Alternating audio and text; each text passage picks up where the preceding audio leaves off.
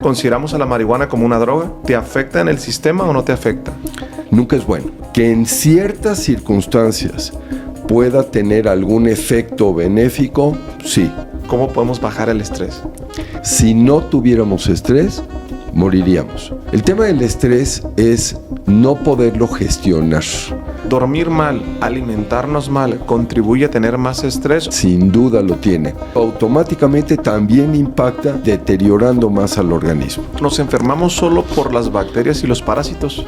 No, nos enferman los pensamientos, nos enferma la alimentación, el sedentarismo. Nuestra mente es un elemento fundamental del que depende que seamos saludables o estemos enfermos. Porque hay personas que les cuesta mucho trabajo bajar de peso y hay otras personas que no nos cuesta trabajo bajar de peso. Tú ves gente que no come mucho, que hace mucho ejercicio y que sin embargo tienen obesidad. ¿Los medicamentos antienvejecimiento funcionan? Hay una edad cronológica, esa no la vas a cambiar, pero también existe una edad biológica. Tú puedes tener una edad cronológica de 50 y sin embargo tener una edad biológica de 40. ¿Qué alimentos creemos que son saludables que realmente no lo son?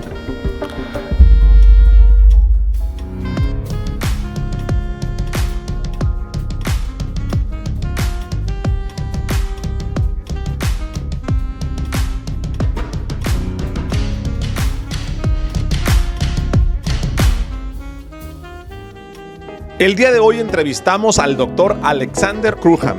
Es un médico con una amplia formación y experiencia en el campo de la medicina. Completó sus estudios de medicina en la Universidad de La Salle en la Ciudad de México y luego se especializó en medicina interna y endocrinología y metabolismo en el Hospital Jackson Memorial de la Universidad de Miami en Florida, Estados Unidos. Está certificado por los boards y los consejos correspondientes tanto en Estados Unidos como en México. Comenzamos. ¿Qué tal, sinergéticos? ¿Cómo están? Bienvenidos de regreso a un episodio más de su podcast. Estamos bien contentos, emocionados por la persona que les voy a presentar el día de hoy. Es un tema que a mí particularmente, en lo personal, me interesa mucho y creo que a ti, si te importa tu salud, también te va a interesar. Doctor, ¿cómo está? Bienvenidos, sinergéticos. Qué gusto tenerlo por acá. Gracias, Jorge. Mil gracias. Gracias por tenerme. Oye, contento de que te dieras la vuelta. Fíjate que hay muchas preguntas con las que quisiera iniciar. Normalmente tengo una pregunta de salida muy clara, pero contigo tenía como 7 anoche y hoy en la mañana que estaba platicando acerca de la entrevista, pero dije, hay que empezar por lo sencillo, que a veces todo el mundo cree saber qué es y yo pienso que no sabemos. ¿Qué es la salud?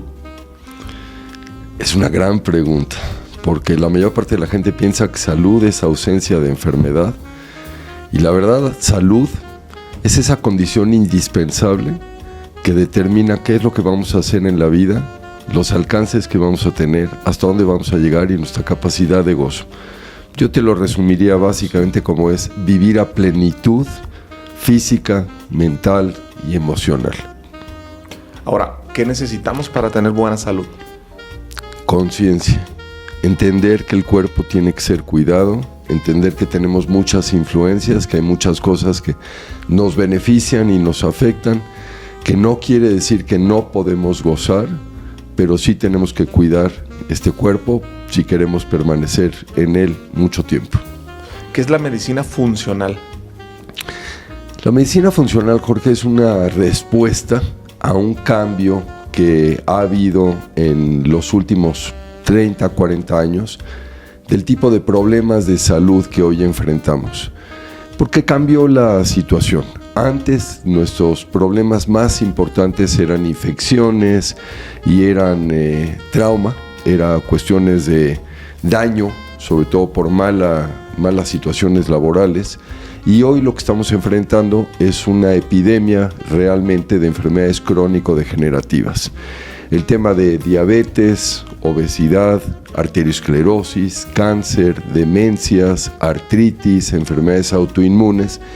Y el modelo convencional de medicina, el que conocíamos, pues realmente no tenía la capacidad de abordar estos problemas de manera correcta. Okay. Entonces la medicina funcional es una respuesta, es una nueva forma de hacer medicina, utilizando la ciencia, porque en eso se sustenta, en eso se fundamenta, pero aplicada de una manera diferente y centrada fundamentalmente en el individuo y en entender el porqué de las cosas. No solamente el decirnos, a ver, este es tu síntoma, te voy a quitar el malestar, sino quiero entender el de dónde viene el problema y cómo lo puedo resolver de manera definitiva. ¿A qué se refiere cuando dice entender el problema? Todo lo que le sucede al organismo depende finalmente de alteraciones en 7 procesos biológicos. Si nosotros entendemos que todo tiene que ver con esta situación, entonces analizando esos sistemas biológicos podemos entender el origen y la raíz de las causas. Y esto es lo que realmente hará la diferencia y nos permitirá curar y no solamente controlar. ¿Cuáles son esos 7 procesos biológicos?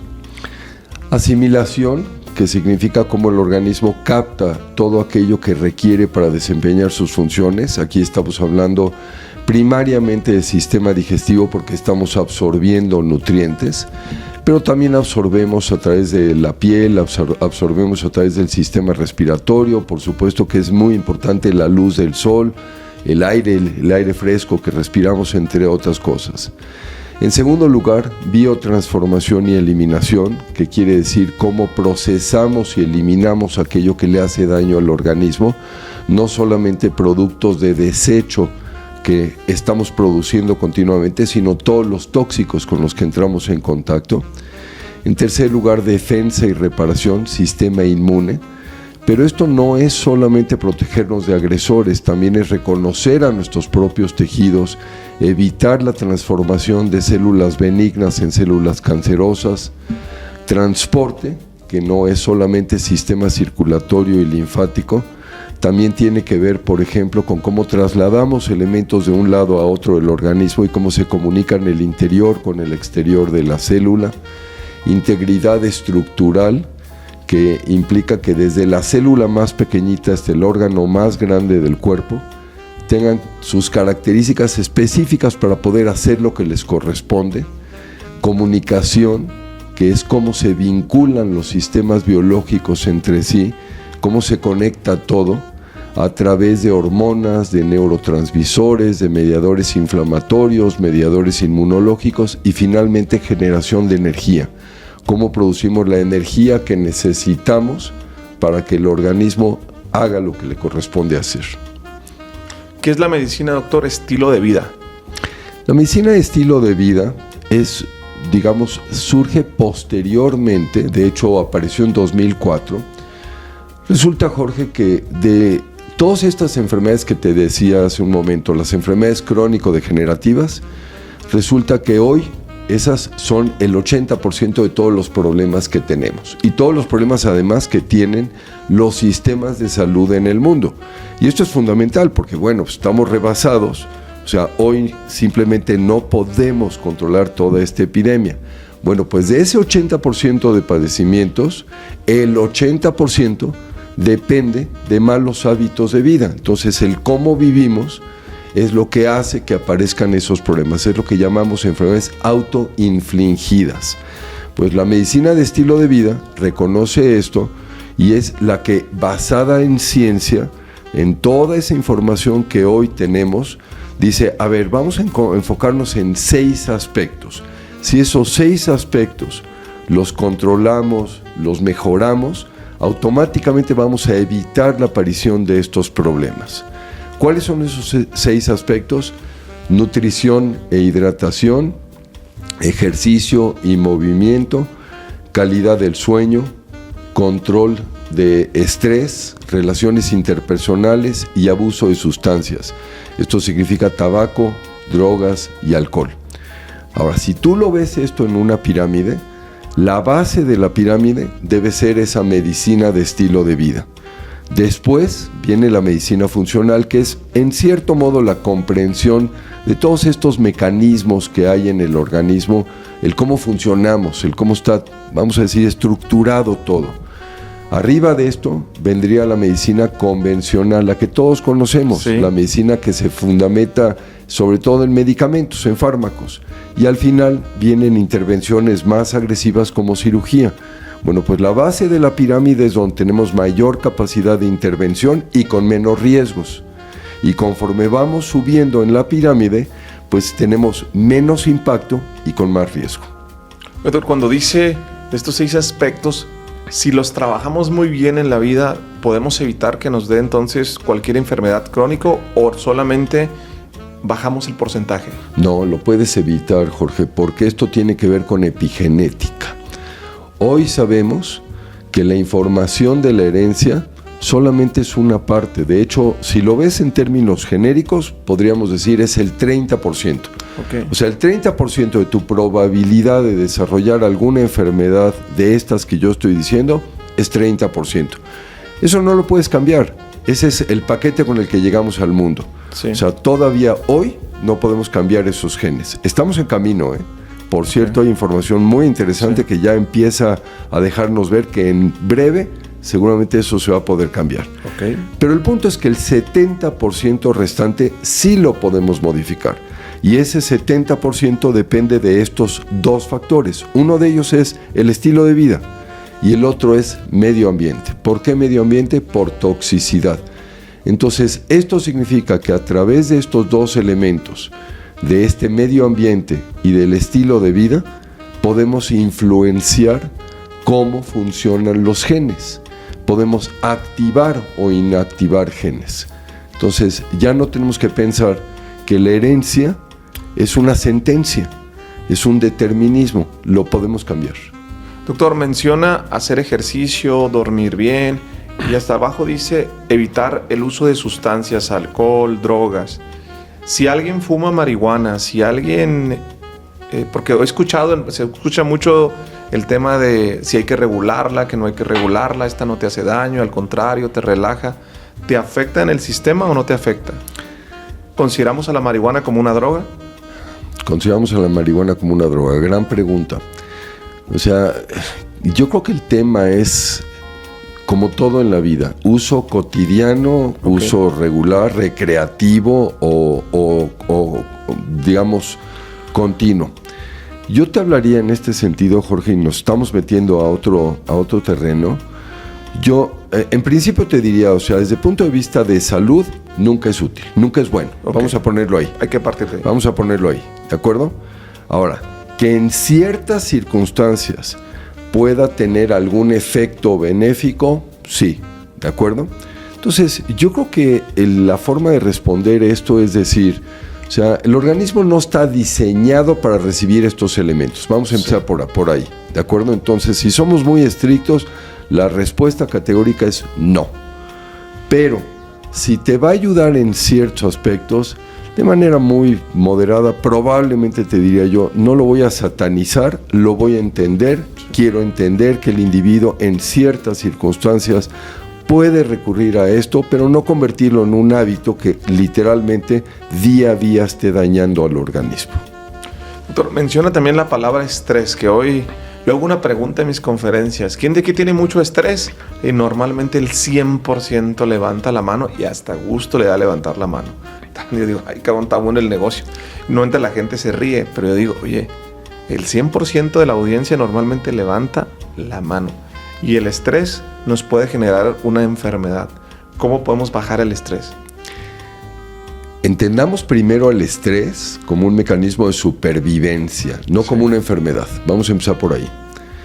El estrés es un mecanismo de adaptación del organismo. Si no tuviéramos estrés, moriríamos. Gracias al estrés salimos adelante. Vamos, ¿cuál es la definición de estrés?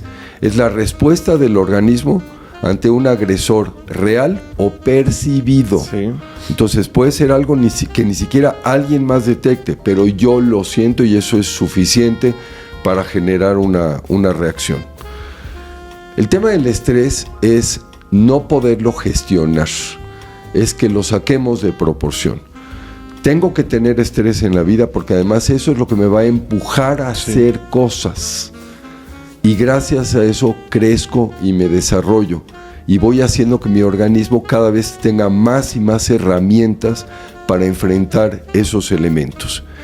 El problema es cuando ya no lo estoy gestionando correctamente, y entonces empieza a repercutir negativamente en mí y ahí es donde empieza a mermar mi salud. Tenemos que entender, Jorge, que hay dos tipos de estrés. El estrés agudo, que representa alguna situación que tiene un impacto inmediato, brusco, te descompensó de un momento a otro. En esas circunstancias, nuestro organismo va a producir adrenalina, noradrenalina, pero esa respuesta va a tardar 30, 60, 2 horas, 120 minutos y se acabó el asunto.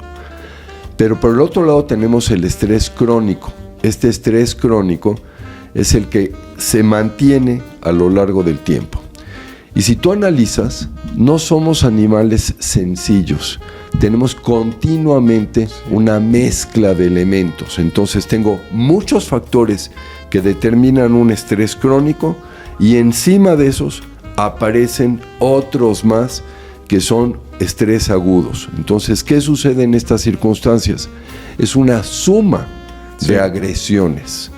Y como le llamamos, quiere decir, es la carga alostática. Alostasis quiere decir la forma en la que podemos responder ante ese estrés. Entonces, si mi carga alostática es demasiado grande y ya no la puedo gestionar, ya no lo puedo procesar, va a repercutir negativamente y me va a producir problemas. Si la puedo gestionar, voy a crecer y me voy a fortalecer ante ella. ¿Cómo podemos gestionar mejor el estrés? Con herramientas. Ahí es donde entra, por ejemplo, el terreno de medicina mente-cuerpo, entre otras cosas. Entonces es empezar con una introspección y empezar a darnos cuenta que las emociones juegan un papel muy importante y no las tenemos que satanizar. Simplemente tenemos que hacerlas conscientes y darnos cuenta que son parte de nuestro ser. Y a través incluso de técnicas que pueden ser muy sencillas, como respiraciones, visualización, meditación, que esto no es simplemente habladurías, esto tiene información científica. O sea, hoy en día conocemos, por ejemplo, los impactos de la meditación en resonancia magnética. Vemos las áreas del cerebro que se encienden o que se apagan en circunstancias de estrés y cómo esto tiene una trascendencia en la producción de otras hormonas y otros elementos en el organismo. Entonces, lo podemos gestionar y lo que tenemos que hacer es, digamos que aumentar nuestro repertorio de herramientas que nos van a proteger contra eso. Y yo le digo mucho a mis pacientes, o sea, no tienes que pensar en términos complejos. Escuchar música, leer un libro, salir a caminar, ver verde, respirar, simplemente con eso estás ayudando a controlar estrés. Doctor, ¿dormir mal, alimentarnos mal, contribuye a tener más estrés o no hay una correlación? Sin duda lo tiene, porque estamos muy acostumbrados a pensar en términos de estrés por factores externos de vida. Sí. A ver, entonces... Así lo pienso yo. No, es un error. Sí. Okay. Porque, a ver, Jorge, o sea, va mucho más allá de si tengo alguna preocupación, por ejemplo, ¿qué te gusta? Económica, familiar, social. Si hay algo que no está funcionando correctamente en nuestro organismo, eso también es estrés. Okay. Y el problema es que no estamos conscientes de ello, pero el organismo está siendo agredido. Y al estar siendo agredido, por la razón que sea, ya no es algo externo, es algo propio, es algo interno. Esto automáticamente también impacta y de manera muy importante, generando estrés y deteriorando más al organismo. ¿Qué enfermedades podemos generar por manejar mal el estrés? Desde problemas neurológicos, entre estos, por ejemplo, enfermedades neurodegenerativas, piensa, por ejemplo, en Alzheimer, en Parkinson, en esclerosis múltiple, etcétera, hasta problemas cardíacos de manera muy importante, problemas inmunológicos. Hay un sistema de control, Jorge, que se llama sistema neuroendocrino inmunológico. Tenemos que entender esta vinculación, tenemos que entender que todo está conectado en el organismo. Entonces, así como tenemos un sistema cardíaco, o un sistema, vamos a decir, gástrico o digestivo, o tenemos un sistema reproductivo, este eje neuroendocrino inmunológico controla una enorme cantidad de funciones en nuestro organismo. ¿En qué consiste? Conecta lo que es el sistema nervioso a través de la producción de neurotransmisores con hormonas, y hormonas estamos hablando fundamentalmente de dos, bueno, de hecho de tres. Sí. Estamos hablando de hormonas sexuales, tiroides y hormonas de estrés. Y por último, el sistema inmune. Hay una conexión y esto funciona en todos los sentidos. Una alteración en cualquiera de estos repercute en los otros dos. Y esto es lo que da pie para que aparezcan muchas enfermedades que podríamos haber evitado simple y sencillamente teniendo conciencia de este sistema. Doctor, mito o realidad, ¿nos causa daño el tomar demasiadas pastillas? Sí. O sea, a ver, la industria farmacéutica ha tenido un efecto transformador, dramático, en lo que es propiamente nuestra calidad y expectativa de vida. No hay duda, ha sido una revolución. Sería iluso decir que sin medicamentos viviríamos mejor. Eso es ridículo. Realmente no tiene ningún sentido, ¿de acuerdo? Sí. Pero también es un hecho que hay un abuso en términos no nada más del empleo de fármacos, sino también de la influencia que la industria farmacéutica ejerce sobre nosotros, haciéndonos consumir más y más medicamentos. ¿Tienes ejemplos de algunas de estas familias de fármacos? Te voy a dar uno muy sencillo, las estatinas. El medicamento, la familia de medicamentos diseñado para control de colesterol. Son la familia más rentable, que más ingresos ha generado a la industria farmacéutica en la historia de esta industria. Imagínate nada más de lo que estamos hablando. Si tú ves los datos y los analizas con todo detalle, no la influencia de, no el tema mercadológico de que tienes que utilizarlo. Si ves qué impacto realmente van a tener esas estatinas, te vas a dar cuenta que es mínimo. 2% logras prevenir un infarto y en gente que ya lo tuvo, 4%. Y si tú ves por el otro lado los efectos negativos, y esto es algo que la mayor parte de la gente no conoce, hasta casi el 50% de los individuos que toman estatinas van a desarrollar diabetes. Entonces, estás utilizando un medicamento para evitar arteriosclerosis y por el otro lado estás produciendo diabetes, es ridículo, no tiene absolutamente ningún sentido. Entonces, yo creo que el tema de los medicamentos es saberlos utilizar, entender cuáles son sus funciones y ser muy objetivos en el sentido de decir qué es lo que realmente hacen, qué efecto tiene y dónde pongo en la balanza a quién sí se los voy a dar y en quién no. Esto nos debe llevar, Jorge, a una situación que es muy importante, el comprender que el organismo tiene sus propios mecanismos de autosanación. ¿Pero qué significa esto? Significa que tenemos que recuperar el equilibrio. El organismo lo ha perdido y tenemos que ayudarlo para volver otra vez a ese balance.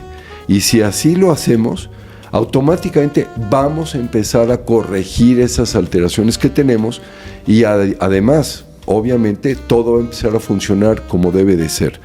Entonces, regresando a la pregunta, o sea, los medicamentos tienen su lugar, pero no van a reemplazar a lo que sería el cuidar a nuestro organismo. Utilicemos esos medicamentos cuando sea realmente necesario y con todo juicio y conscientes de sus efectos positivos y sus efectos negativos. ¿Por qué si hacen más daño en algunas ocasiones, nos los están recomendando? Pues porque es un gran negocio. O sea, la industria farmacéutica es una industria como cualquier otra y tiene intereses y sus intereses son con sus accionistas, no son con el consumidor. Entonces, es como cualquier cosa, Jorge. Todas estas compañías que se rigen por demanda.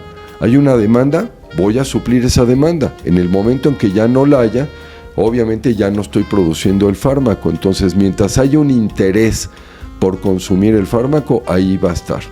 ¿Y qué es lo que hacen? Pues de alguna forma propician que la comunidad médica prescriba los medicamentos y se genera realmente una situación donde probablemente se olvida cuáles son aquellas situaciones de fondo que generaron el problema en primera instancia y además queremos solucionar todo de manera inmediata. O sea, en el mundo de hoy ya no tenemos paciencia, queremos gratificación inmediata y entonces es más fácil decir me voy a tomar una pastillita a tengo que cambiar mis hábitos. Cambiar los hábitos no es cualquier cosa, es comprometerme, es responsabilizarme, es asumir un papel. Mientras que tomar una pastillita es bien sencillo. Rápido. Así es. Doctor, ¿las vacunas realmente funcionan? Muchas de ellas, absolutamente.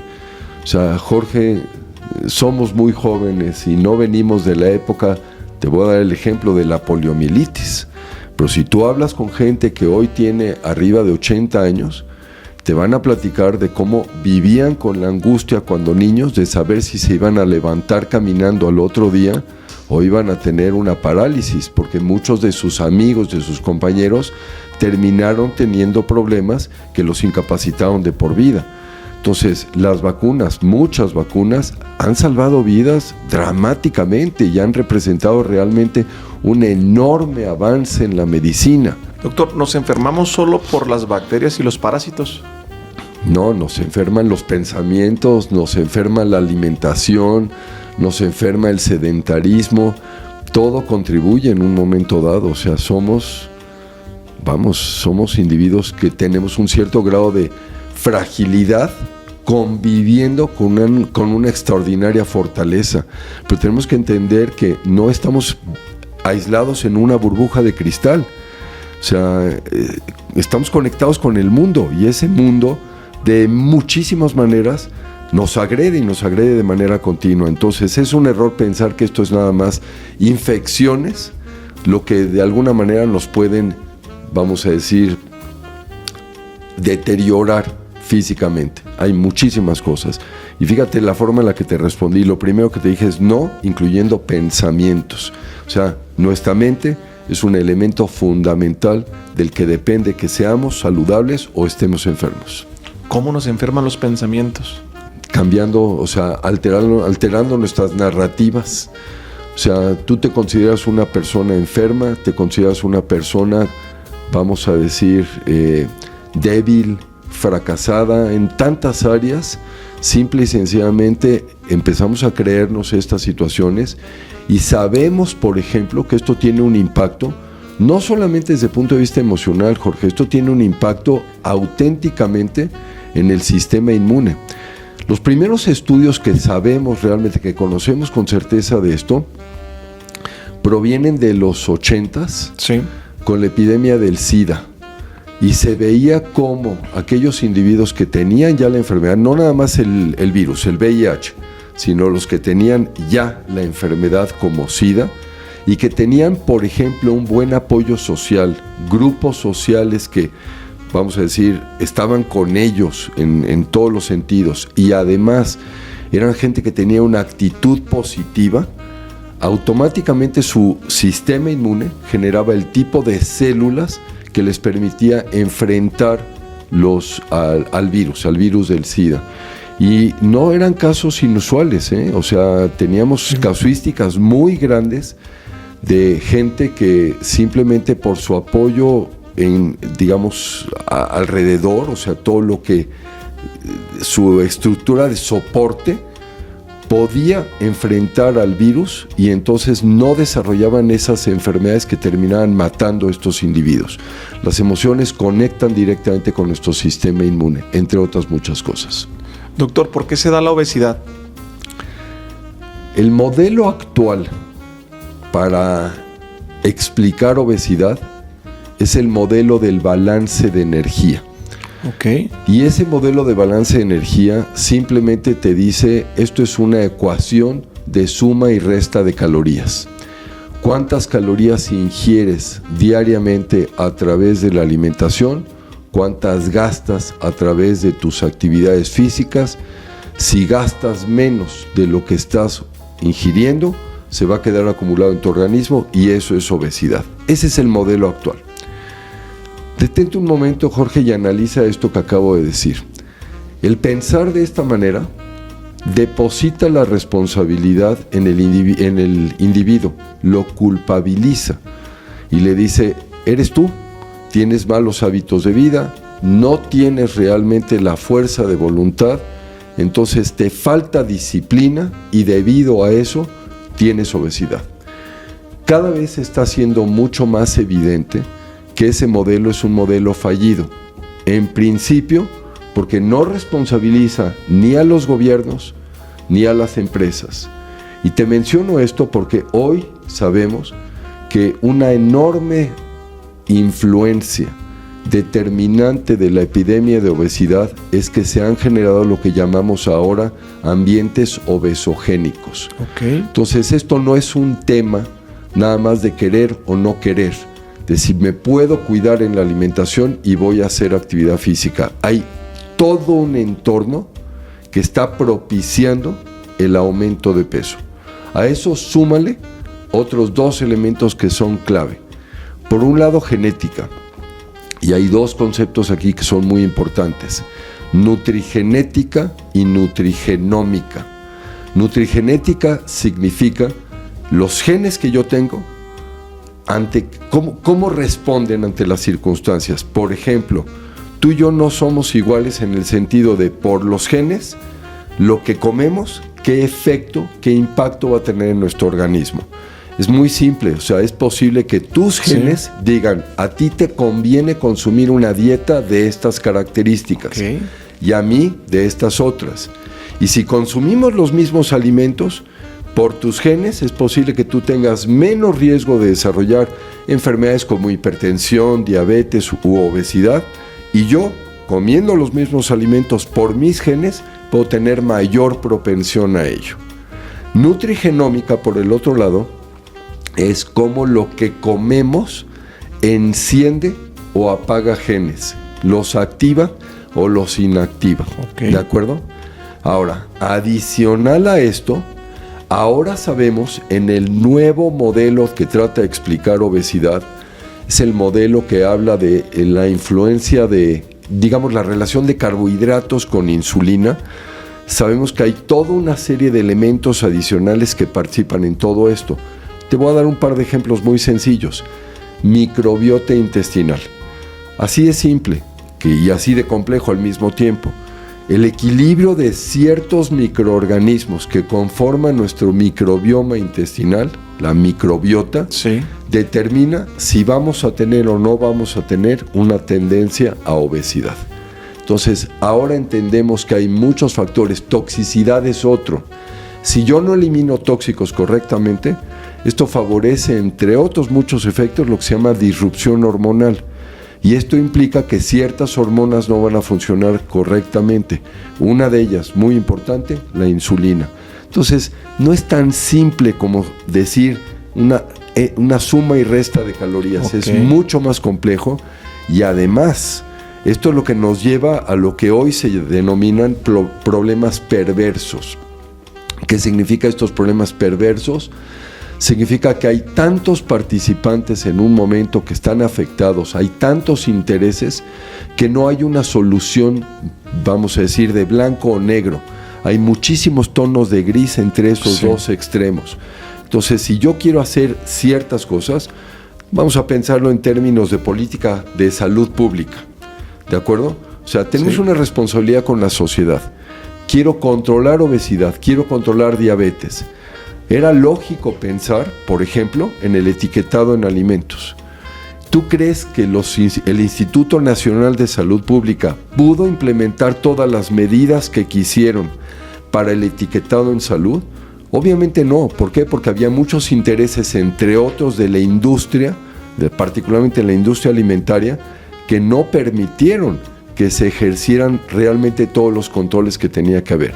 Entonces, al decir que hay problemas perversos, tenemos que entender que tenemos que congraciar muchos intereses buscando un bien común y tenemos que ganar en ciertas áreas y sacrificar en otras y tratar de construir, por lo menos con miras de largo plazo, una situación que sea de mucho mayor, digamos, beneficio para todas las partes.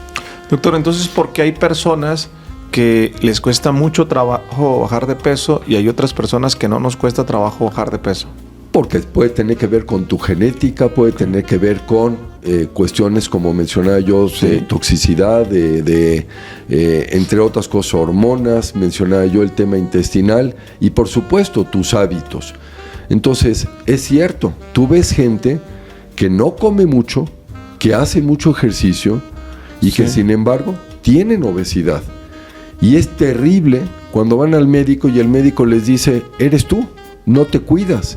Y esto es lo que te está generando el problema. Y eso es a lo que yo me refería cuando decía, este modelo del balance de energía es terrible porque deposita en el individuo la culpa y le dice, tú eres el responsable de todo esto. No es cierto.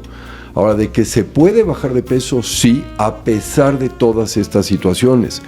Pero esto es un poco el ejemplo de lo que es la medicina funcional. El médico que se dedica a la medicina convencional y está actuando sobre el tema de obesidad, probablemente se va a limitar a decirte, bueno, no te está funcionando, vamos a aplicarte el Ozempic, que es el medicamento de moda, es el que todo mundo está utilizando y con esto vas a bajar de peso. ¿Qué efecto vas a tener? O sea, va a disminuir la velocidad de vaciamiento de tu estómago, va a producir una sensación de plenitud, va a generar náuseas, vas a comer mucho menos y probablemente logres bajar algo de peso. ¿Cuánto tiempo, Jorge? ¿Toda la vida vas a tener que seguir tomando este medicamento? ¿Corregiste el problema? No, no curaste nada. Controlaste nada más transitoriamente con el medicamento y además expusiste al individuo a potenciales efectos negativos. Entonces, ¿son la solución estos fármacos? Claro que no. Y ahí es donde entra el terreno de la medicina funcional, donde dice, a ver, dimensionemos todas las facetas de las que depende este problema y que son responsables de estar afectando a este individuo. Entonces ya no nada más me voy a limitar a tener un diario de consumo de alimentos y ver qué cantidad de ejercicio está haciendo, sino tengo que empezar a comprender de una manera mucho más amplia todos los demás sistemas biológicos, cómo participan en todo esto. Y es ahí donde me puedo llevar enormes sorpresas y de repente toparme con que esto era un tema de tóxicos o era un tema de hormonas o es un tema de neurotransmisores, etcétera, etcétera.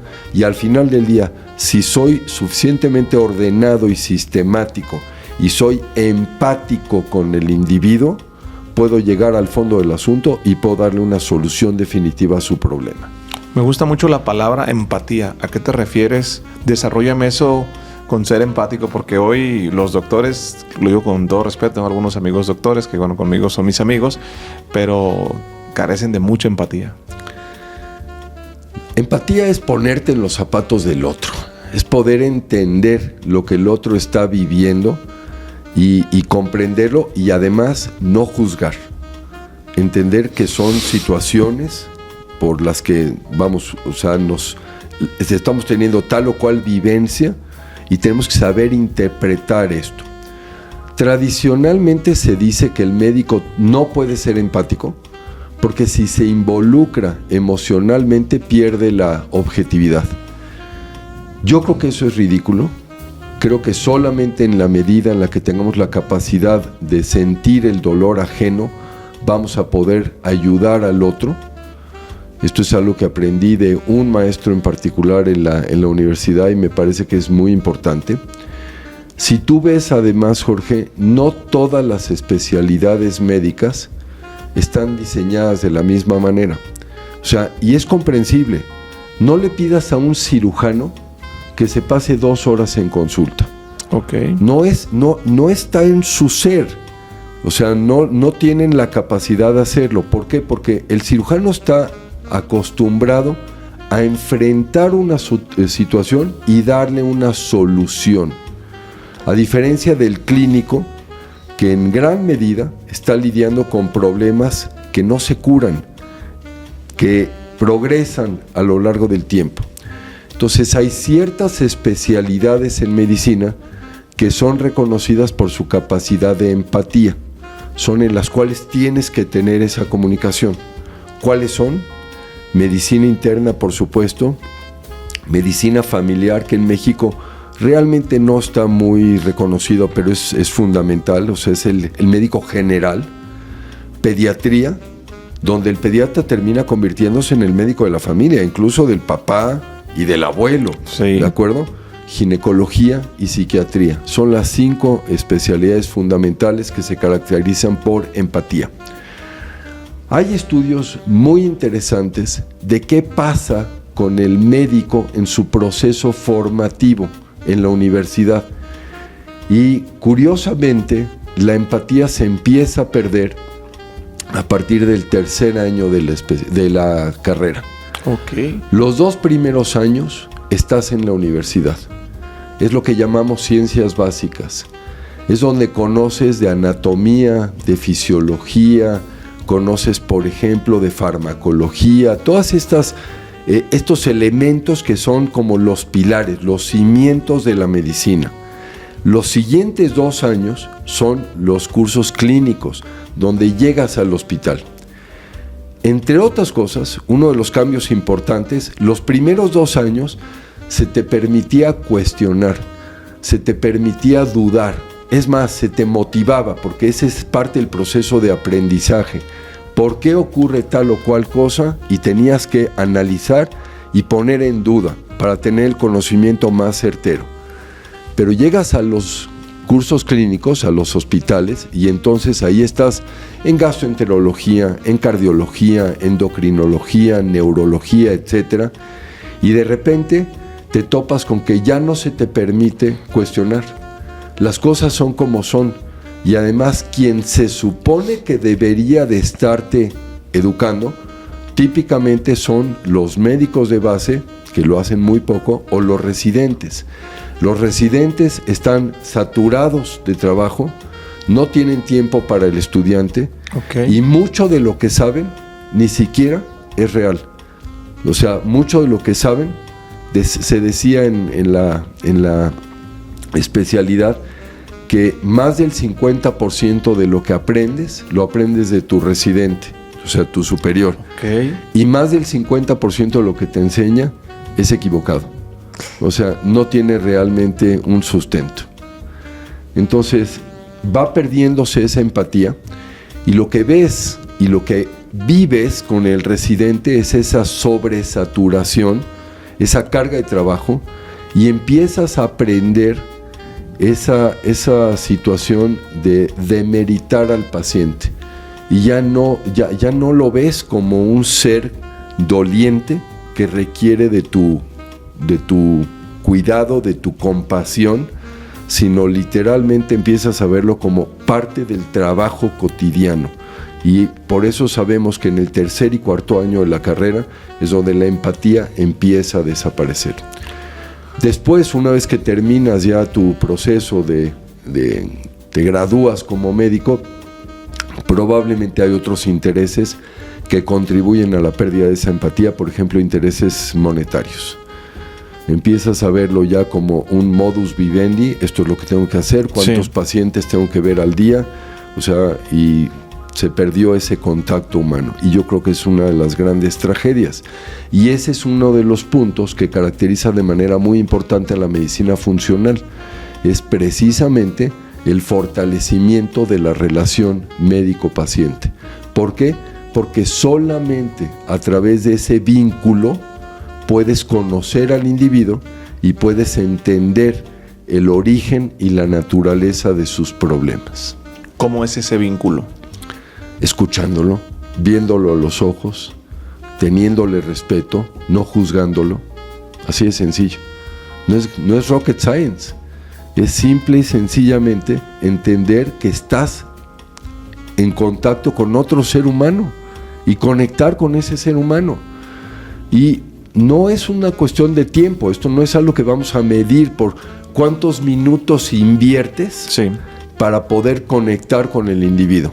Pero déjame decirte que el promedio de atención de una consulta en medicina interna en Estados Unidos oscila hoy entre 7 y 15 minutos. Entonces, cuestiónate cuánto puedes entender, cuánto puedes, digamos, de alguna forma conocer de un individuo en un lapso tan pequeño. Cuando le dedicas tiempo a la persona, la primera sorpresa que te llevas, Jorge, la primera es que la gente te dice, nunca antes nadie me había escuchado. O sea, y no hiciste nada, no has hecho nada, no has dado una prescripción, no has empezado ni siquiera con una evaluación y solicitud de estudios. Simplemente la gente te dice, nunca antes me había escuchado el médico. Es dedicarle tiempo y se acabó. ¿Cuánto dura una consulta contigo hoy, doctor? De primera vez 2 horas y subsecuente 1:30. Entonces te da tiempo y muchas veces las 2 horas son insuficientes. Tratas de acomodarlo por obvio de agenda, pero hay momentos en que se rompe eso y por supuesto te tienes que extender. Tienes que entender el de dónde vienen las cosas. Preguntas tan sencillas, Jorge, como decir, a ver, ¿qué te trae aquí? ¿Por qué estamos hablando el día de hoy? Detente un momento y dime, ¿qué estaba pasando en tu vida cuando este problema empezó? Y entonces haces que la persona de repente haga un alto en el camino y diga, sí, es que esto, fíjate que estaba yo bajo este estrés o estaba en estas circunstancias o empecé a cambiar mi alimentación, lo que tú quieras. Cosas tan sencillas como esas te permiten empezar a conectar con el individuo y empezar a desarrollar una verdadera comunicación, y eso es lo que fortalece esa relación médico-paciente. Sí, qué poderoso, 2 horas, sí, no, nunca me ha tocado, estoy acostumbrado y tengo amigos doctores, pero por ser amigos 20 minutos yo creo, hasta que ya me dicen, tú tranquilo, no pasa nada, pero sí las consultas son de 5 a 10 minutos. Doctor, vámonos al inicio. Primero quiero preguntarte, ¿cuántos años tienes siendo doctor? Yo conozco tu historia, pero quiero poner en contexto a la audiencia. Me gradué de medicina en 1982. Entré a la especialidad en el 83, terminé la especialidad y la subespecialidad en el 88. Si considero desde que terminé la especialidad, sí, y no considero esos 5 años adicionales de formación, pues estoy en mi 36º, en mi año número 36 de ejercicio profesional. Digamos que ya no me cuezo al primer hervor. Y aquí viene la pregunta importante para mí y para la audiencia y para todos. Tú hoy le entiendes muy bien estos temas, está muy claro de lo que hemos hablado, hoy tienes una postura en torno a lo que hemos hablado. Basta el decir, mi primera consulta son 2 horas y en lo subsecuente 1:30. ¿En qué momento te volviste el doctor que eres hoy? ¿Cuál fue ese momento? Yo estuve haciendo la investigación y escuchaba que en la especialidad estuviste en el hospital de veteranos, y escuché varios temas, pero a mí me gustaría saber en qué momento le diste como decimos por ahí, le volteamos el timón para ser la persona que tú eres. Cuéntame un poco de eso.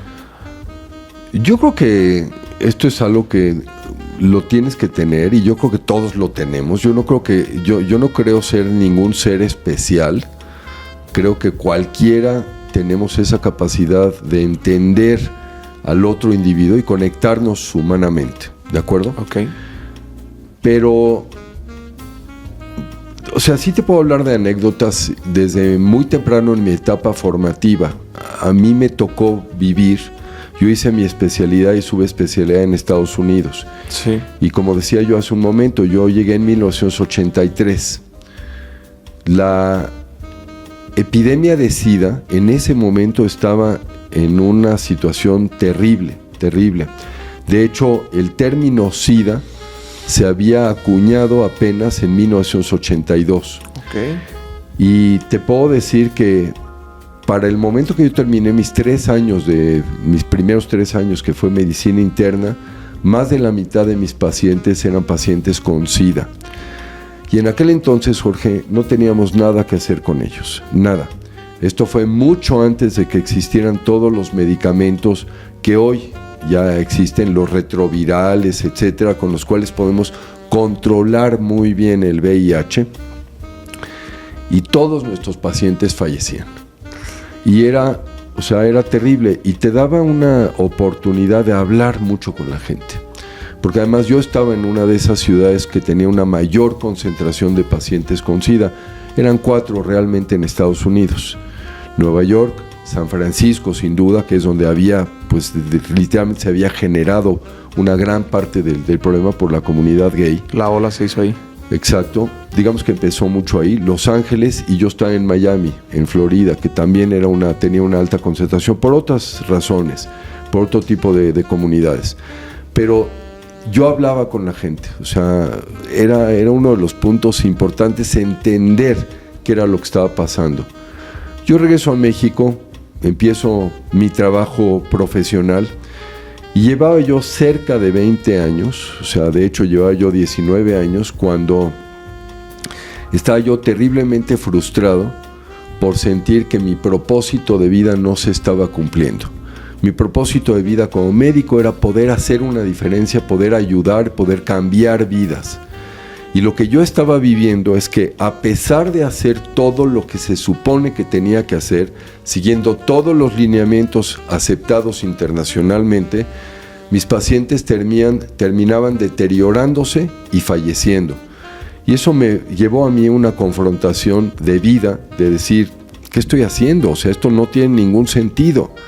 Y de hecho estuve muy cerca de dejar la medicina, pero no es fácil dejar la medicina. La medicina es algo muy fuerte, te permite tener experiencias humanas de una gran trascendencia que no es fácil cambiar por otra cosa. Sí. Y eso, en lugar de abandonar la medicina, me llevó a una búsqueda, me llevó a encontrar dentro de la medicina otras opciones. Y ahí es donde surgieron pues todo este proceso, primero medicina antienvejecimiento y regenerativa, y luego medicina funcional, luego medicina de estilo de vida. Y lo que te puedo decir es que no nada más la oportunidad que esto me ha dado para tener una, digamos, mucho mayor efectividad en la atención a mis pacientes. Para mí, una de las cosas más gratificantes de todo esto ha sido que me regresó mi propósito de vida. Okay. O sea, yo ya no leía medicina, para acabar pronto. Yo estaba metido en otras cosas, en otros intereses, y hoy, pues a partir de todo esto te puedo decir que mi día es extraordinariamente rico en el sentido de lo que aprendo todos los días de los pacientes. O sea, y te lo puedo decir así, la generosidad con la que me enseñan los pacientes todos los días, y por el otro lado, la capacidad de seguir aprendiendo, seguir entendiendo y ver este maravilloso universo que somos, cómo funciona, y poder hacer algo por alguien más. Ok, mencionaste la palabra envejecimiento. Uh-huh. ¿Los medicamentos antienvejecimiento funcionan? Tenemos que reconocer que hay una edad cronológica, sí, que se mide a partir del día de nuestro nacimiento. Esa no la vas a cambiar. Okay. Pero también existe una edad biológica. Y la edad biológica implica qué tan viejo es tu organismo. Tú puedes tener una edad cronológica de 50 y sin embargo tener una edad biológica de 40, pero también la puedes tener de 60, ¿de acuerdo? Sí. Esa edad biológica hoy la podemos medir. Hay diferentes elementos y en el laboratorio puedes medir, por ejemplo, estructuras que se llaman telómeros. Los telómeros son los extremos más distales, sí, de los cromosomas. A lo largo de nuestras vidas, todas las células de nuestro cuerpo se van a replicar un X número de veces, más o menos de 55 a 70 veces, es lo que se calcula. Cada vez que nuestras células se replican, el material genético se duplica, y entonces de una célula madre terminas con 2 células hijas que son exactamente iguales, con una excepción: el extremo de esos cromosomas, que se va acortando un poco en cada proceso de replicación.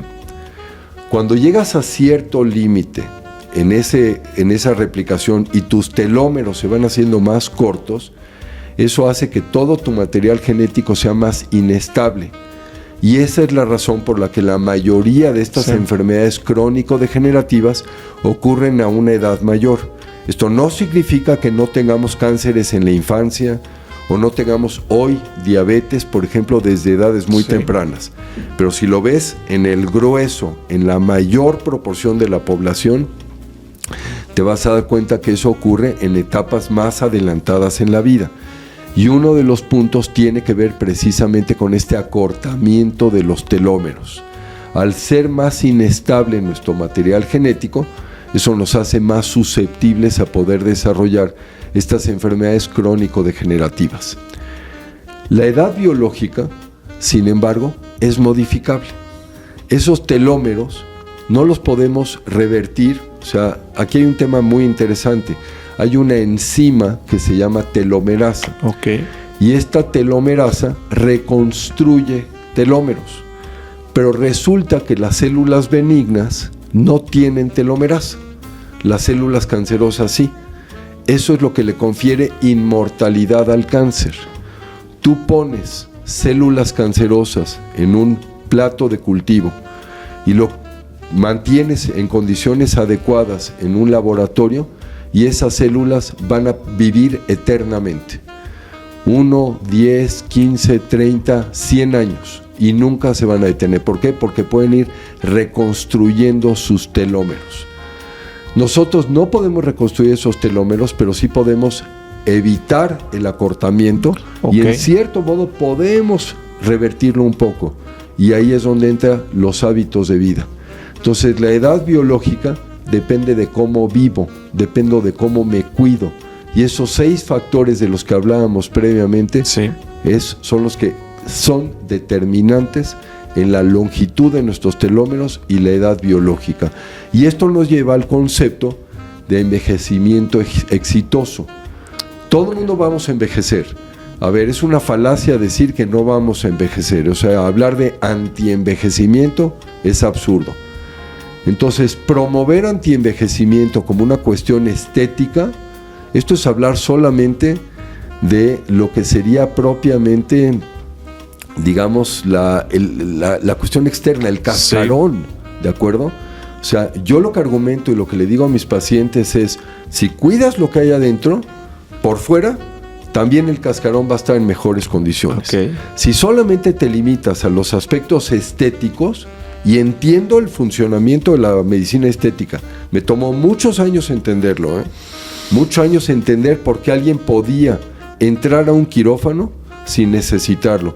Hoy entiendo que las cuestiones de autoestima son igualmente importantes y en algunas personas es total y absolutamente respetable. Me queda clarísimo, ¿de acuerdo? Pero al final del día no es la verdadera medicina antienvejecimiento. La estética es parte de nada más el cómo nos vemos y cómo nos sentimos, pero la verdadera medicina antienvejecimiento es lo que estamos haciendo con nuestro cuerpo y cómo lo estamos cuidando, y eso es lo que nos lleva al concepto de medicina de envejecimiento exitoso, que quiere decir no nada más no voy a tener una limitación, sino por el otro lado voy a vivir a plenitud y puedo seguir contribuyendo y puedo seguir participando en la sociedad. Me gusta. Doctor, fíjate que yo me muevo en el mundo de redes sociales y conozco muchas personas que hacen contenido. He podido entrevistar a varios doctores en este podcast y me he dado cuenta de algo. Y hay como una controversia actualmente en redes sociales. La pregunta que te voy a hacer pareciera una pregunta sencilla. Hace 3 años no la dudaría. Oye, ¿tener colesterol alto es malo? Pero la realidad de las cosas es que he visto cómo personas con millones de seguidores se pelean entre ellos y se contradicen, ¿no?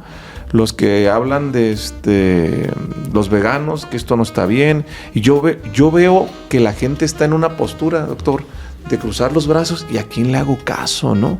Cuídate el colesterol, si no te va a dar un infarto. Y por otra parte, ves a personas con 7 millones de seguidores comiéndose la carne.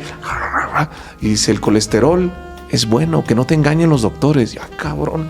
Y yo dije cuando tenía 29 años, yo tenía sobrepeso, tenía muy malos hábitos, tenía hígado graso, colesterol y triglicéridos. No, pues pensé que me iba a morir.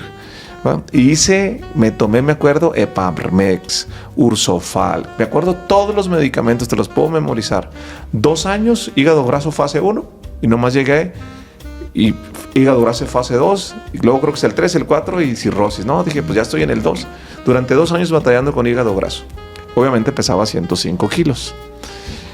Y un día me topé con un amigo y me dijo, vete con el nutriólogo y si bajas de peso no vas a tener. Pues bajé de peso y ya no tenía ni colesterol, ni triglicéridos, ni hígado graso. Iván, a partir de ahí entendí, dije, todo lo que no se ríe mi equipo de mí porque cuando me brindan algo les digo cianuro.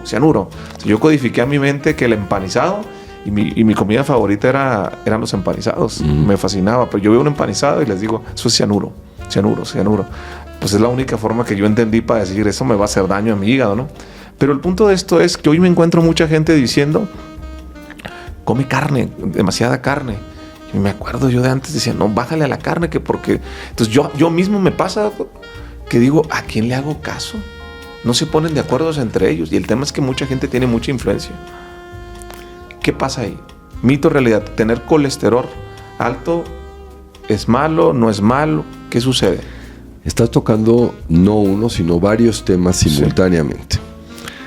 Sin duda, existe una profunda, digamos, confusión respecto a la alimentación. Y si quieres, regresamos a ese punto en un momento, pero déjame responder el tema de colesterol. A ver, punto número 1. El colesterol es esencial para la vida. Eso que nos queda claro, es un elemento propio del organismo. A través del colesterol producimos una gran cantidad de hormonas. Hormonas, por ejemplo, como el cortisol, que es la hormona del estrés crónico, y hormonas sexuales. Por el otro lado, todas las células del cuerpo en su membrana tienen colesterol. Y gracias a eso hay un intercambio entre el interior y el exterior de la célula. Por el otro lado, 60% del tejido cerebral es grasa y proviene del colesterol. Entonces, satanizar al colesterol es absurdo, es ridículo. El colesterol es esencial para la vida, ¿de acuerdo? Ok. Ahora, dicho esto, la causa número 1 de muerte en el mundo hoy en día no es cáncer, es arteriosclerosis. Y ha sido desde hace muchos años, ¿de acuerdo? Cuando hablamos de arteriosclerosis, estamos hablando fundamentalmente de infartos cardíacos, trombosis cerebrales, pero también esto puede tener muchas otras manifestaciones. Puedes tener obstrucciones arteriales en diferentes partes del cuerpo y esto te va a generar una gran diversidad de problemas. Pero digamos que son los 2 puntos esenciales. La industria farmacéutica nos ha hecho creer que el tema de arteriosclerosis está estrictamente limitado al colesterol, y esa es una falacia, eso es un engaño. Si tú analizas del 100% de individuos que en algún momento en la vida llegan a tener o un infarto cardíaco o una trombosis cerebral, te vas a dar cuenta que el 50% de ellos tenían uno o más de 5 factores de riesgo. ¿Cuáles son esos 5 factores de riesgo? Obesidad, tabaquismo, hipertensión, diabetes y problemas de colesterol y o triglicéridos. Ahora, el otro 50%, gente que también llega a tener esos infartos cardíacos o esas trombosis cerebrales, no tiene estos 5 factores de riesgo.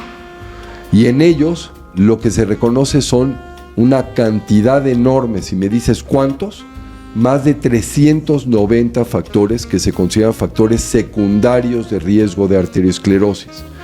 Entonces, centrar toda la atención en colesterol no tiene ningún sentido. Tendría yo que pensar en el otro 50% y entender, y además no es complicado checarlo a través de ciertas pruebas de laboratorio, puedes tener por lo menos la información más importante. No vas a checar los 390, pero puedes tener la información más relevante que te permite entender cuál es ese otro factor de riesgo para producir estos problemas. Dicho esto, hoy ya no hablamos de un colesterol bueno y de un colesterol malo, porque sabemos que hay diferentes tipos del colesterol bueno y diferentes tipos del colesterol malo.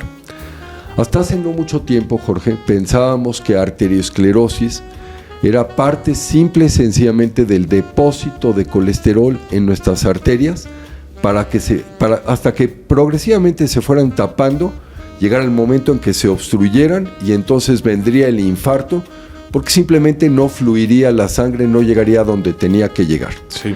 Hoy sabemos que ese no es el proceso de arteriosclerosis. Hoy sabemos que el colesterol atraviesa la pared interna del vaso y se deposita en el grosor del vaso. Y es ahí donde se empieza a formar lo que le llamamos la placa de ateroma. Y a través de un proceso inflamatorio e inmunológico, ese ateroma va creciendo y en algunos momentos llega a haber tal grado de inflamación que se rompe súbitamente y eso es lo que produce el infarto, porque es en ese momento que obstruye el vaso. Bueno, pues resulta que no cualquier colesterol tiene la capacidad de atravesar esa pared interna del vaso, para depositarse en el grosor.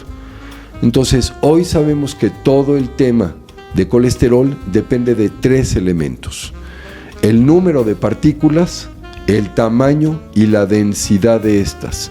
Y por esas razones, vemos gente que tiene un colesterol elevado y nunca en la vida va a tener arteriosclerosis. Y al revés, vemos gente que tiene colesteroles que ni siquiera están en un rango por fuera de lo normal y sin embargo terminan teniendo arteriosclerosis. Y me vas a preguntar, ¿y cómo podemos valorar esto? A través de estudios, no son estudios convencionales, se llaman perfil avanzado de lípidos, en que podemos medir todo esto. Ahora, ¿en qué proporción de individuos el tema de colesterol tiene que ver con la alimentación? 20%. El 80% no depende de qué comemos, depende de nuestro propio metabolismo. Si el colesterol es tan importante para la vida, te puedes imaginar que nuestro cuerpo no puede supeditarse a si nos alimentamos o no nos alimentamos. Tú y yo somos afortunados, comemos 3 veces al día, pero ¿cuánta gente en este planeta no tiene acceso a alimento 3 veces al día? ¿Y qué pasa con ellos? Su organismo tiene que seguir generando colesterol. Entonces esto se traduce finalmente en un problema donde nuestro propio organismo está produciendo ese colesterol de manera equivocada. Esto es mucho más complejo de lo que te lo acabo de platicar. Okay. Pero de esta manera creo que tienes más o menos un panorama para entender realmente si lo debemos de satanizar o no. Okay. Ahora, nos regresamos a la alimentación. En medicina funcional, alimentación son 4 cosas. Okay. 1, energía. ¿Por qué energía? Porque a través de los alimentos obtenemos la energía que nuestro cuerpo necesita para funcionar. O sea, es la gasolina del cuerpo. Punto. Número 2, comunicación. Nos comunicamos a través de los alimentos, Jorge. Piénsalo. Cualquier evento, vamos a decir, alegre, cualquier elemento positivo, cualquier elemento triste, siempre lo hacemos alrededor de la comida, lo hacemos en una mesa. En las mesas convivimos con la gente que queremos, sí. ¿De acuerdo? Y gracias a ello, los alimentos realmente representan un vínculo entre nosotros. Tercero, información. Por lo que ya decía yo hace un rato de nutrigenética y nutrigenómica, los alimentos activan genes, o por el otro lado, de los genes depende qué es lo que debemos de comer o no. Y por último, medicina, porque los alimentos son medicina, son darle al organismo lo que requiere y quitar aquello que nos es nocivo. ¿De dónde vienen todas estas situaciones de confusión en la alimentación? De los intereses de la industria. Okay. Industria agropecuaria, sin duda, si tú ves información que ha salido, de hecho, de manera muy reciente, la forma en la que se cría el ganado, la forma en la que se cría, o sea, la industria apícola, los pollos y los huevos, o sea, es un desastre, es una desgracia lo que ocurre. Ahora, vámonos a la biología. A la biología no le engañas, ahí no hay intereses, ahí no hay dinero, no hay dinero. ¿Es o no es? A ver, somos seres omnívoros, que quiere decir que estamos diseñados para consumir todo tipo de alimentos. Esa es una realidad. Y esto no lo digo yo, simplemente lo ves desde nuestra estructura dental hasta la longitud de nuestro intestino. Y eso te permite comparar, viendo contra otras especies, qué es lo que debemos y no debemos de consumir. ¿De acuerdo? Ahora, históricamente, ¿qué es lo que ha sucedido? ¿Qué éramos? Éramos una especie fundamentalmente recolectora y cazadora de pequeñas especies. Esa situación de los mamuts y que los atacamos es una falacia. Además, esto es muy interesante, nos lleva a otro terreno. O sea, ¿sabes cómo prehistóricamente cazábamos a nuestras presas? Básicamente por desgaste. O sea, no podíamos competir. Te voy a dar un ejemplo. O sea, piensa en los felinos que son muy rápidos. Piensa en un chita. O sea, evidentemente no podíamos correr a la velocidad de un chita. ¿De acuerdo? Totalmente. Pero ¿qué pasa con esos animales? Tienen la capacidad de hacer sprints cortos, pero no tener una trayectoria muy larga. El ser humano no tiene esa capacidad de velocidad, pero sí tenemos esa capacidad, digamos, de correr por periodos muy largos. Entonces, ¿qué es lo que pasa? Perseguíamos a las presas durante cierto tiempo. La presa tenía que descansar, obviamente nos llevaba ventaja, tenía que descansar, pero nosotros seguíamos detrás de ella y cuando nos íbamos aproximando tenía que volver a correr y lo volvía a hacer este ciclo una y otra vez hasta que finalmente se elevaba la temperatura corporal del animal y eso producía un colapso, y en el momento que llegaba el colapso la presa caía y nosotros la capturábamos y la matábamos. ¿De dónde viene toda esta información? Esto está documentado científicamente. El ser humano es un animal corredor. Si tú ves incluso nuestra estructura física, tenemos una serie de características que nos diferencia de otras especies que no son corredores. Bueno, para no desviarnos, esto nos regresa al tema de ser omnívoros. Entonces tenemos la capacidad de consumir todo tipo de alimentos. Lo que sucede, sin embargo, es que fundamentalmente tenemos que consumir alimentos, vamos a decir, frutas, verduras, leguminosas, con cierto complemento, con cierta proporción de carnes. El balance ideal es 80% basada en plantas y 20% carnívora. Si lo haces de esa manera, hay mucha información, hay muchos estudios que demuestran que esto tiene un beneficio importantísimo para la salud. Y lo ves incluso en una serie de padecimientos, por ejemplo, cáncer. Entonces, yo creo que el seguir hablando de que hay engaños y de que hay confusiones tiene que ver simplemente con falta de información y con intereses específicos. Si ponemos las cartas sobre la mesa y entendemos la biología y entendemos la ciencia, nos vamos a dar cuenta que no hay confusión. ¿Comer muchos vegetales entonces es sano? Sin duda. Pero una de las cosas importantísimas es variedad. Uno de los problemas importantes hoy en día es que hemos perdido la diversidad. Nuestro plato, Jorge, tiene que tener colorido. Ese color que tienen los alimentos no es casual. Ese color representa ciertos elementos químicos que se llaman fitonutrientes. Y esos fitonutrientes son segundos mensajeros a nivel celular. Esto significa que muchos procesos químicos ocurren en nuestro cuerpo gracias a esos elementos. Entonces tú tienes que poner en tu plato un arco iris, tienes que tener cosas de color rojo, de color naranja, amarillo, verde, café, blanco, de color morado, etc. Todo esto, mientras más colorido tiene tu plato, más elementos le estás dando a tu organismo para funcionar correctamente. ¿El ayuno intermitente funciona? Sin duda sí.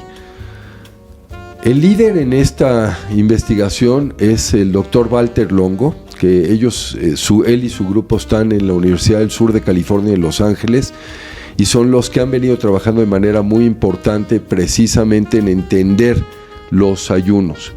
Entendamos, regresándonos otra vez a ese hombre prehistórico, Jorge, no comíamos 3 veces al día, no teníamos acceso a alimentos continuamente.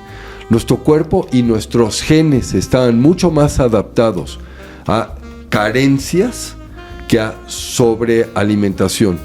El problema de obesidad y el problema de abasto de alimentos que tenemos hoy en día es simplemente producto de los últimos 60 años, si acaso 70, pero no más. Anterior a esto, era mucho más frecuente el desabasto, la falta de alimentos, ¿de acuerdo? Entonces, en muchos sentidos, nuestro organismo funciona mucho mejor con periodos de ayuno. Una de las cosas, y no me quiero profundizar porque hay ayunos que van desde 14 y hasta 72 horas. ¿Ok? O sea, 3 días de ayuno. Cada ayuno tiene sus funciones específicas. El de 17 horas, el de 24, el de 36, el de 48, el de 72, se hacen para situaciones específicas, ¿de acuerdo? Pero uno de los mecanismos más importantes que tenemos que entender es el de la autofagia. Autofagia es un mecanismo propio de nuestro organismo a través del cual eliminamos estructuras celulares dañadas. Continuamente, como parte de nuestro funcionamiento, en nuestras células va ocurriendo un desgaste y se están acumulando proteínas dañadas y estructuras celulares dañadas. Si no tuviéramos este mecanismo de autofagia, que es un mecanismo de limpieza, las células dejarían de funcionar. Sí. Gracias a la autofagia podemos limpiar y eliminar toda esa basura. Y eso es lo que favorece que funcionemos correctamente, e incluso esto tiene un impacto en el tema del envejecimiento. Los ayunos de cierto número de horas promueven autofagia. Entonces, esto es uno de los puntos importantes por los cuales sí hay un papel realmente para estos ayunos intermitentes. Con la información que tú tienes y la experiencia, ¿cuántas veces recomiendas que se coma al día entonces? Literalmente, idealmente, no deberíamos de comer en un lapso mayor de 12 horas. Eso es lo ideal. O sea, por lo menos tendríamos que dejar pasar 12 horas de ayuno. La realidad es que lo más sano es llevar tu ayuno a 14 horas y hacer 2 comidas en ese lapso más o menos de 10 horas. Te estoy hablando de un mínimo más o menos de 14 horas. Entonces, 2 buenas comidas en ese lapso es lo más recomendable. ¿Tú haces ayuno intermitente, doctor? No, no lo hago. Y no lo hago por malos hábitos, sobre todo por trabajo, porque empiezo temprano, termino de trabajar muy tarde. No estoy orgulloso de ello, son cosas que tengo que cambiar en mi vida, pero termino cenando a una hora que realmente es ilógica, y es algo que pues literalmente es algo en lo que yo tengo que cambiar, y educo a mis pacientes de una manera diferente, y yo soy el primero que tiene que hacer caso y seguir el ejemplo. Doctor, ¿qué comida? Me gusta a mí siempre hacer una pregunta en el mundo de los negocios, que es donde estoy. ¿Qué es lo que no sé que tengo que saber para hacer esto? En el tema de la comida a mí me interesa mucho. Yo estoy llegando a esta etapa en mi vida donde pues lo que más me importa, antes la verdad no era el tema salud, hoy sí, hoy es todo lo que tenga que ver con salud estoy viendo, y nutriólogo y checando. Pero le digo, a mí me han confundido particularmente, ojalá que mi nutriólogo no se enoje, pero pues si no, es mi amiga. Tengo un amigo que recomienda y dice, no comas fruta porque tiene mucho azúcar, ¿va? Y mi nutrióloga me dice, hay que hacer colaciones, ¿no? Y las colaciones son entre la comida y es una fruta normalmente. Y entonces yo me rasco la cabeza y digo, ay cabrón, ¿a quién le hago caso, no? Ahorita estoy en ese punto, esto pasó hace una semana, ¿no? Que yo mismo me ha pasado. ¿Qué alimentos creemos que son saludables que realmente no lo son? ¿Cómo podemos entender eso, doctor? Elimina las colaciones, y sobre todo con el principio de lo que estoy comentando en este momento de los ayunos intermitentes. Cada vez que hacemos una colación, estamos aumentando la producción de insulina. Entonces, lo que nosotros tenemos que entender es que mientras menos comidas hacemos al día, menos insulina tenemos que producir. La insulina, no la satanicemos, es un elemento fundamental para nuestro organismo y tiene una enorme cantidad de funciones, Jorge. 2 de ellas desde el punto de vista metabólico, que son fundamentales. La insulina activa receptores celulares que son responsables de captar la energía que proviene de los alimentos en forma de glucosa para introducirla, y de esta forma que el organismo la utilice como gasolina. Entonces, esa insulina permite que esa gasolina entre a la célula. Además, la insulina produce depósitos de grasa. ¿Por qué depósitos de grasa? Porque durante el periodo de ayuno en que estamos dormidos, no estamos consumiendo alimentos, nuestro organismo no se detiene, todo tiene que seguir funcionando. Entonces tenemos que utilizar fuentes de energía y esas fuentes de energía provienen de esa grasa. Hay dos tipos de receptores celulares para la insulina en todos nosotros. Un receptor es responsable de todos estos efectos metabólicos, lo que tiene que ver con la forma en la que procesamos azúcares y grasas. El otro receptor tiene que ver con lo que se llama proliferación celular. Esto quiere decir crecimiento de las células. La gente no sabe que aumento en la cantidad de insulina equivale a diferentes tipos de cáncer y a demencias, entre otras cosas. Entonces, cuando tenemos resistencia a la insulina, y esto significa que nuestra insulina no funciona bien, y por lo mismo, nuestro organismo lo que tiene que hacer es producir más insulina para suplir esa deficiencia, el receptor celular que se activa en ese momento de la insulina es el receptor que tiene que ver con proliferación celular. Entonces, mientras más insulina produzco, más riesgo tengo de diferentes tipos de cáncer y de demencias, entre otras cosas, por Alzheimer. Entonces, hablar de colaciones no tiene ningún sentido. Mientras menos veces comemos al día, menos insulina estamos produciendo. Y eso es lo correcto. Ahora, ¿la fruta es nociva? De ninguna manera. Pero la fruta entera. Te comes la fruta con la fibra, con el bagazo, porque eso es lo que hace que tu absorción intestinal de carbohidratos sea mucho más uniforme, más lenta, más gradual. Si esa misma fruta te la tomas en jugo, es terrible, porque te estás bombardeando con cargas impresionantes de azúcar que de ninguna forma están beneficiando a tu organismo. Entonces, estos son parte de estos mitos. Jorge, tenemos que entender una cosa, es increíble, y de veras lo digo en serio. ¿Conoces alguna especie de algún ser vivo que no coma? Pues es ridículo, ¿no? No.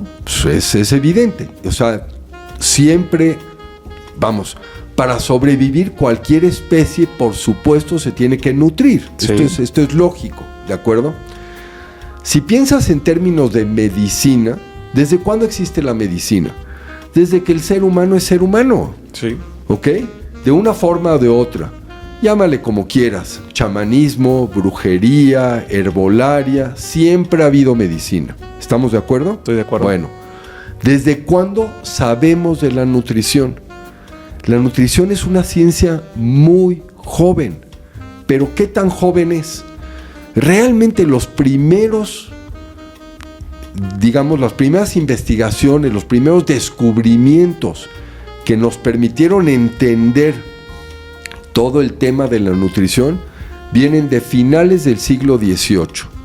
Y no fue hasta el siglo XX que identificamos una gran cantidad de nutrientes.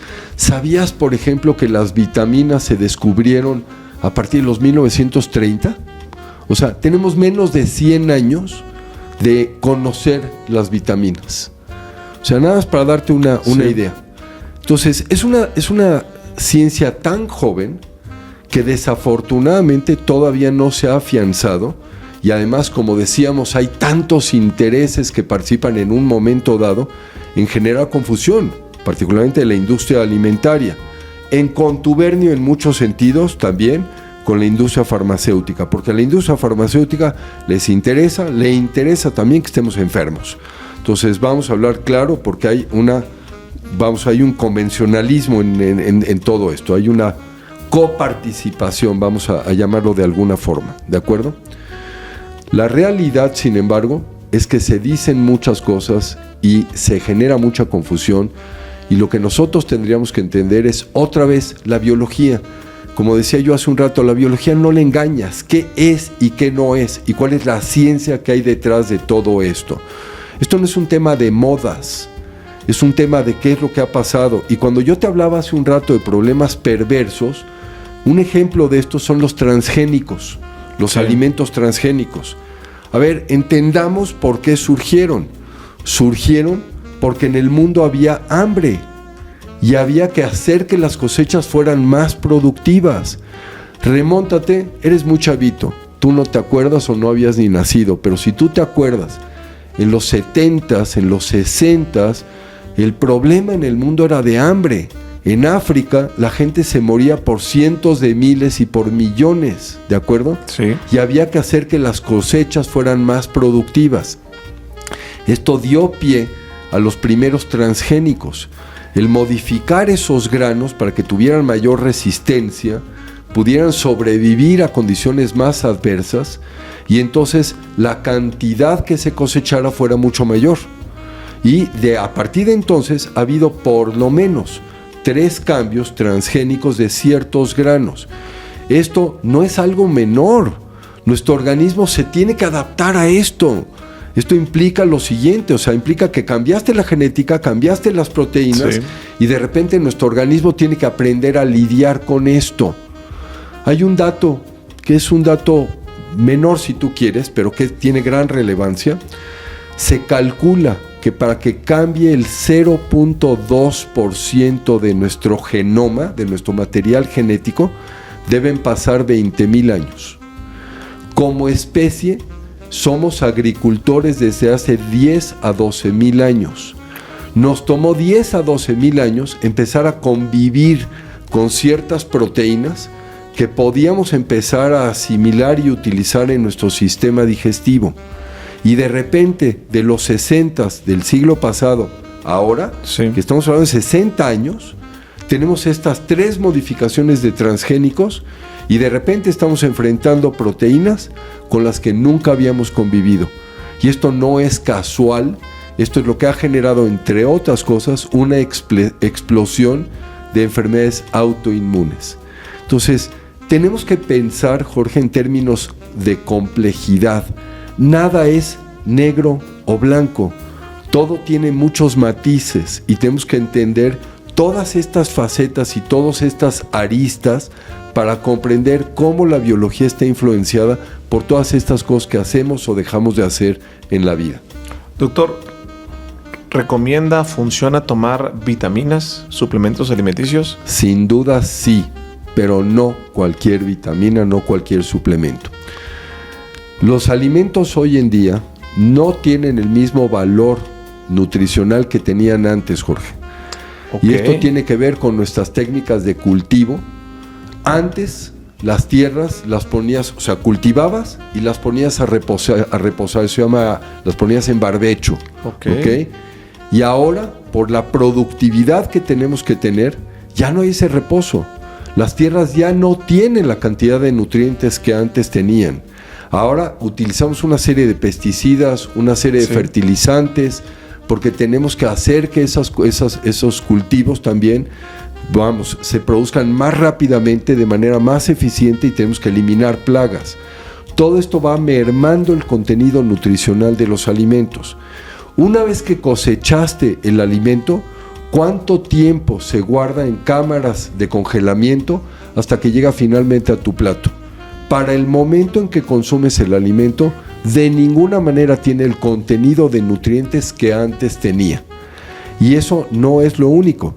Además, tenemos vidas más agitadas, tenemos mayor demanda de ciertos nutrientes. Entonces, el papel de los suplementos, sin duda, es real. Pero el problema es que también en esta industria hay un abuso importante y una cantidad grandísima de productos que pues se supone que están formulados con ciertos elementos. La realidad es que no contienen lo que dicen tener o contienen otra serie de elementos que pueden ser tóxicos. Y adicionalmente a esto, ¿cuántos de estos productos vienen contaminados? Ejemplo, un omega 3. Y si tú me dijeras, ¿omega 3 es omega 3? No. ¿Cuál es la fuente? ¿Cómo se hizo? ¿Quién lo desarrolló? ¿Viene contaminado con mercurio o no viene contaminado con mercurio? Okay. Entonces tienes que tener marcas específicas que sepas que tienen credibilidad, que han hecho estudios, que tienen realmente un aval. Y esto complica un poco las cosas, Jorge, porque en Estados Unidos, que es la industria, donde está el núcleo de esta industria, quien rige la producción es lo que ya decíamos, es la FDA. Pues resulta que los suplementos, las vitaminas, suplementos de todo tipo, no están regidos por la FDA. Entonces no hay controles. Entonces es la industria que voluntariamente hace sus controles para decir, mi producto es más seguro que el de la competencia. Y esa es la información con la que nosotros nos tenemos que guiar para ver qué prescribimos y qué no prescribimos. ¿Qué opinas del glutatión, doctor, como precursor para ayudar contra el cáncer y contra enfermedades inmunes? El glutatión es un elemento que nuestro organismo produce. Es uno de los antioxidantes más importantes de nuestro cuerpo.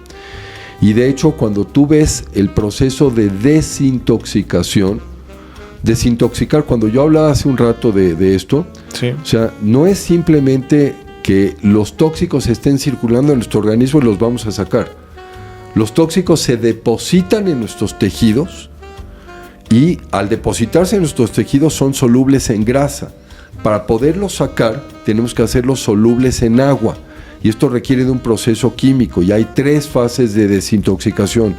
Sin entrar mucho en detalle, la fase 2 de desintoxicación que ocurre en el hígado, entre otros elementos, requiere del glutatión. Okay. Cuando tú agregas glutatión a esos tóxicos, contribuyes a hacerlos solubles en agua y gracias a eso puedes eliminarlo del organismo.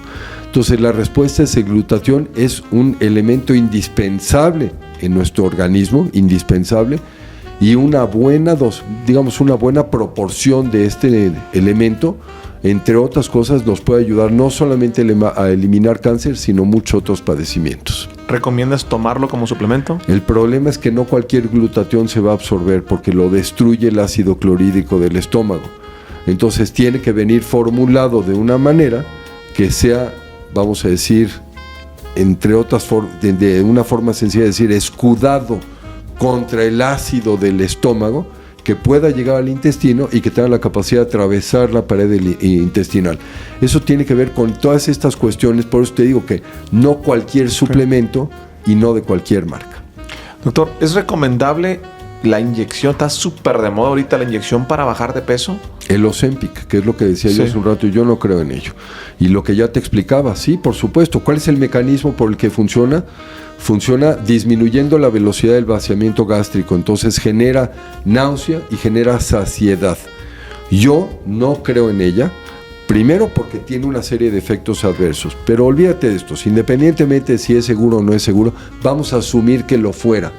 Pero el punto es, no estás resolviendo nada, Jorge, no estás curando nada.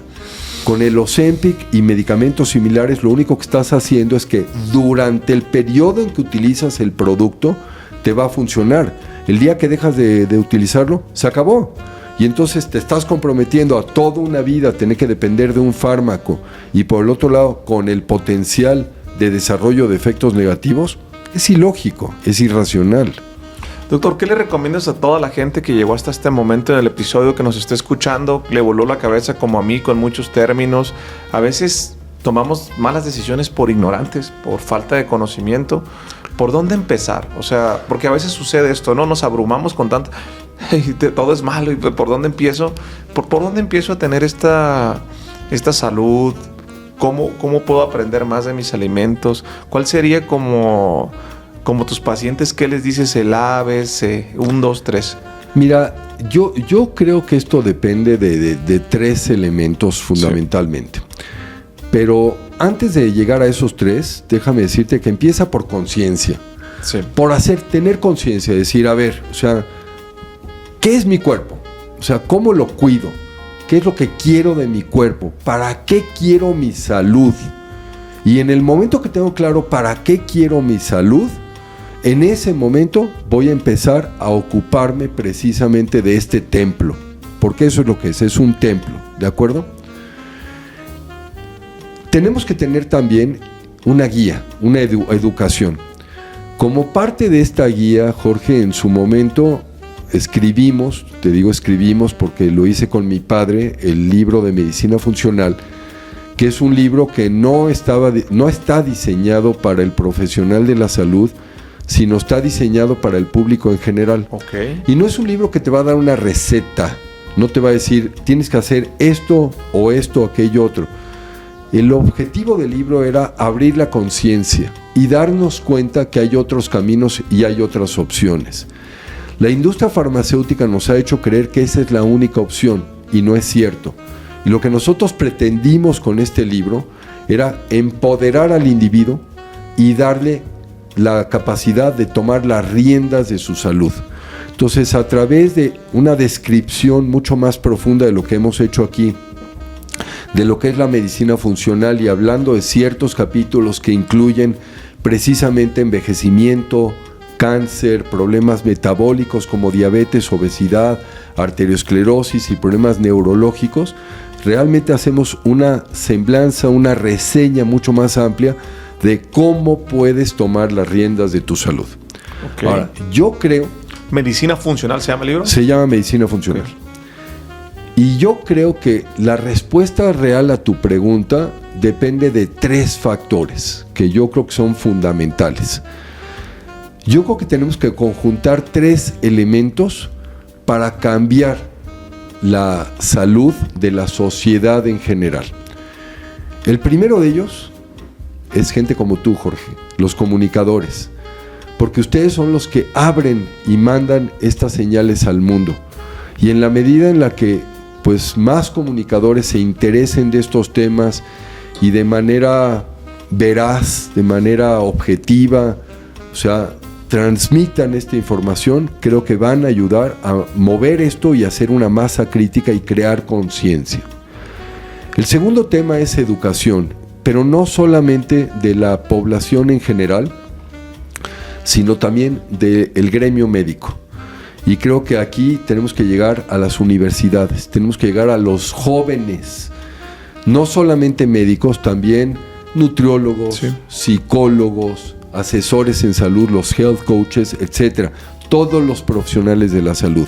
Y tenemos que empezar a imbuir en ellos estos conocimientos y darles, digamos, información respecto a que hay más que lo que convencionalmente se nos ha dicho. Y el tercer elemento es que nosotros como sociedad seamos mucho más participativos.